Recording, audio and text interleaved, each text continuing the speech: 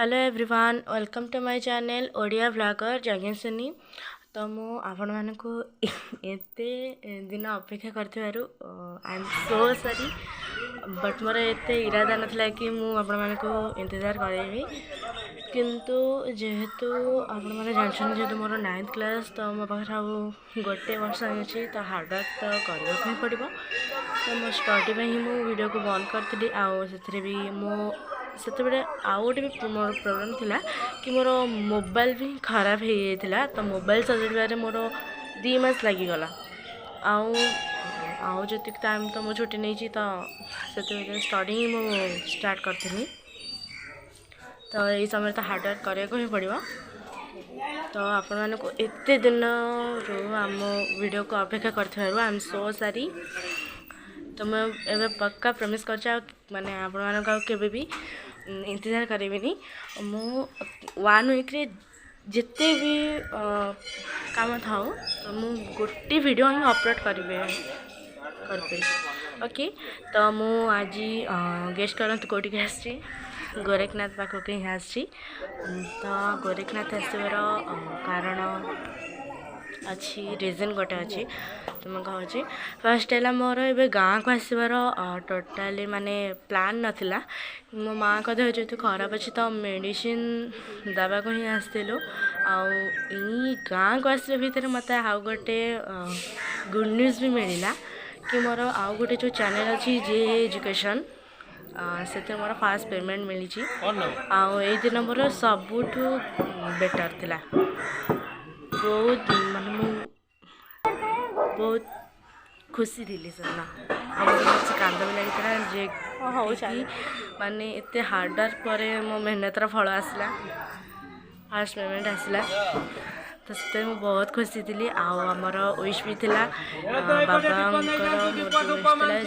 Payment आम साराला आ गोरखनाथ पाक जाई पूजा करूँ।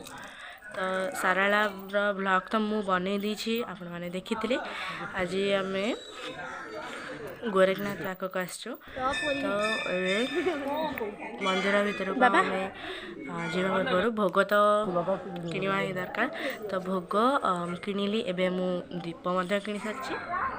तो आम दीप चलिया को जीवा ओके। तो देखो ये जहाँ जहाँ मानक विश अच्छी ना तो से मैंने सब ये जो शाढ़ी आ चूड़ी गोटे बांधती विश लगिक दीप जलवा स्टार्ट कर भगवान को सब प्रार्थना कर पुणी आउ थे जेहेतु कोरोना लोट मैंने आसला। तो आपण मैंने ध्यान सहित निजर ख्याल रखु। ठाकुर पाखु सब प्रार्थना कर समस्ते आप समस्ते भले रहतु कोरोना थे कहार भी किसी क्षति न कर पार कहीं 2 वर्ष भितर जितकी भी क्षति होना एमती कौन सी ये नटा सबुठ बड़ भाइरस थी। तो आमती किसी प्रोब्लेम न आसू जहाँकि आम जीवन को आउे हरवा पड़ो। मोर एत प्रार्थना है आउ मोर जल्दी जल्दी मोर यही चैनल व्लॉग चैनल जल्दी जल्दी 1K सब्सक्राइबर हो जाओ। तो एवं मंत्र भीतर जावा भोग देवा को आपण मानक पूरा ठाकुर आज देखा भोग देवा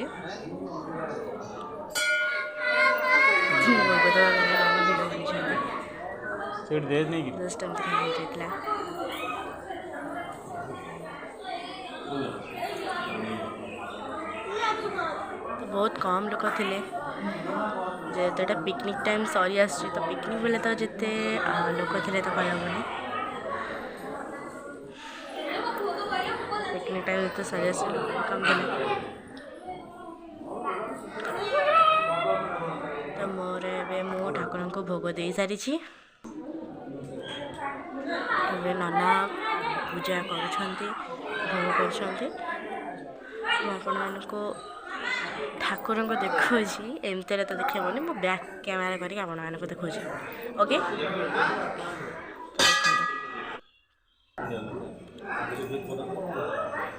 ठाकुर के बहुत भल भाव सजाई मैं आशा कर ठाकुर को बहुत भल भाव दर्शन करेंगे। जेहेतु साराला आम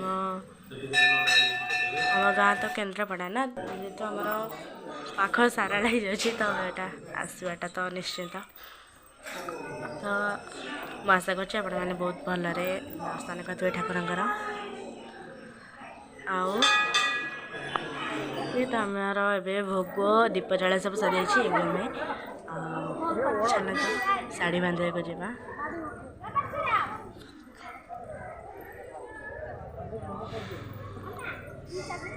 ମୁଁ ଶାଢ଼ୀ ଆଉ ଶଙ୍ଖା ବାନ୍ଧିବା ସହିତ ୱିଶ୍ ଗୋଟେ କରିଥିଲି ତ ସେ ୱିଶ୍ ତ କାହାକୁ କହିହେବନି ତ ସରି ମୁଁ କହିବି ପାରିବିନି। ତ ମୋର ଏଇଟା ମୁଁ ଗୋରେଖନାଥ ଆସିବାର 3 ଥର ହେଇଗଲା ମାତ୍ର ଆଉ ମୁଁ ଶାଢ଼ୀ ଯେଉଁଟା ବାନ୍ଧିଲି ଏଇଟା ମୋର ଫାର୍ଷ୍ଟ ଟାଇମ୍ ଥିଲା। ତ ଆପଣମାନଙ୍କୁ ଏତେ ଦିନ ୱେଟ୍ କରିବାକୁ ପଡ଼ିଲା ମୁଁ ଗୋଟେ ଭିଡ଼ିଓ ଲାଗି ମୁଁ ଆପଣ ବୋଲିକି ଆପଣ ମୋତେ ଜାଣିଥିବେ ଅର୍ଡ଼ର କେତେ କରିବାକୁ ପଡ଼େ ଏ ଦିନ ଆପଣମାନଙ୍କୁ ୱେଟ୍ କରିପାରିବେ। ରିଏଲି ସରି। ତ ମନ୍ଦିରର ଚାରିପଟ ମୁଁ ଆପଣମାନଙ୍କୁ ଦେଖାଉଛି ଦେଖନ୍ତୁ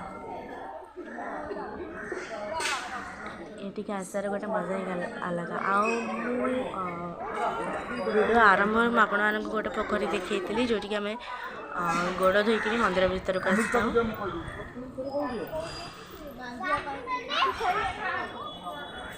ମନ୍ଦିର ଦେଖନ୍ତୁ ଯୁଆଡ଼େ ଦେଖିବେ ସିଆଡ଼େ ଖାଲି ପୁରା ଗଛ ଫୁଲ୍ ହେଇକି ରହିଛି।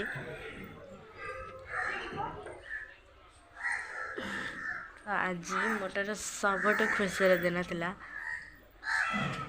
ଦେଖନ୍ତୁ ମନ୍ଦିରର ଚାରିପଟ ବହୁତ ଭଲ ଲାଗୁଛି ମୋତେ ଆଜି।